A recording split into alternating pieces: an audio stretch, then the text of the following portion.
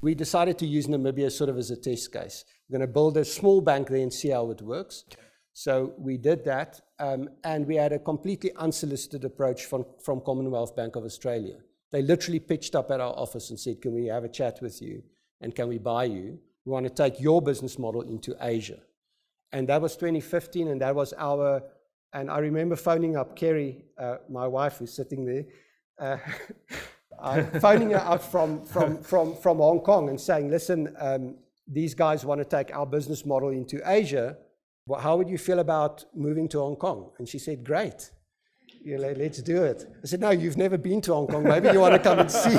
Maybe you want to come and see Hong Kong before you move to Hong Kong. She said, no, it's fine. Let's just do it. Let's just do it. So we ended up 6 years in Hong Kong, and the family is now living in Singapore. And that was the start of our adventure into Southeast Asia, which eventually led to us building an engineering and development hub in Ho Chi Minh City. We now employ 400 software engineers and developers in Ho Chi Minh City, and eventually led to us launching a bank in the Philippines.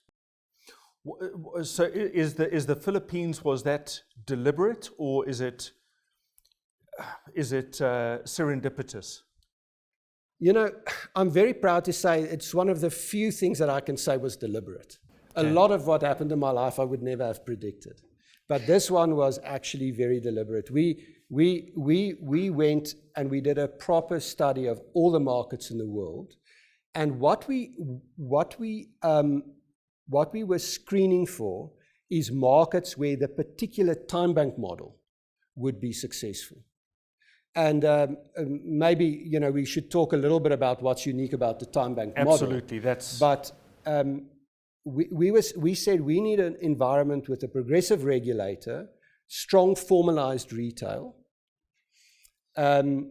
particularly two sets of regulations that meet our model, which is digital KYC and cloud computing. So our entire bank is built in the cloud, and a young, digitally savvy, but underbanked population. So the Philippines is a phenomenal place. We're talking 100 million people. 70% of people have never had a bank account. Wow. So the market is essentially unbanked. I think 2% of people have credit cards. And why do they not have a bank account? It's a combination of two things.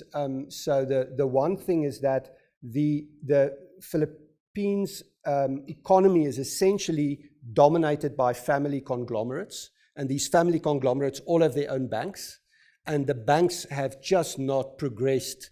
They basically bank the conglomerates. So the banking industry has actually not been competitive in that sense. And then the second thing is that they've had these wallets. So they had two wallets that have sort of met the thinnest basic needs, very similar to Africa, where you've got these wallets. They don't actually provide full financial inclusion with respect. I think Kenya, there's some good progress in that regard. But you've got these wallets that provide the thinnest of propositions, and it sort of just deals with the ability to provide digital payments and to move money over distances. And so the combination of the wallets being there and the banks being inefficient has just left this big gap.